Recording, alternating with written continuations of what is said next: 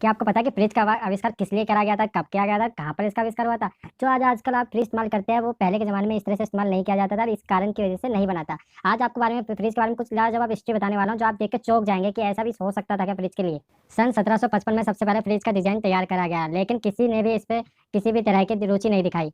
इसके बाद सन 1805 में ओलिवर इवन एक अमेरिका आविष्कार क्लोड वेपन जिससे बर्फ बनाई जा सकती थी, लेकिन 1834 तक भी किसी ने भी इसमें रुचि नहीं दिखाई। लेकिन इसके बाद कुछ और लोगों ने फ्रिज के ऊपर आविष्कार जारी रखे, लेकिन इसके बाद 1876 में कैरिल बोर्ड ने फ्रिज बनाने के तरीकों को बेहतर बनाया और फिर इस फ्रिज को पेटेंट अपने नाम पर ही कराया। 1940 में इंजीनियर बी वॉल ने सबसे पहले इलेक्ट्रिक रेफ्रिजरेटर के बारे में सोचा, जो कि बाद में कैरिवेंटर के आधार पर बन गया। सन 1918 में कंप्रेशन के साथ रेफ्रिजरेटर का आविष्कार अल्फ्रेड मेलवर्स ने किया। अल्फ्रेड मेलवर्स ने इसका आविष्कार व्यावसायिक रूप में किया था। 1918 में वेलमैन कंपनी को बनाया गया, जहां पर सबसे ज्यादा पैमाने पर रेफ्रिजरेटर को उपयोग किया गया।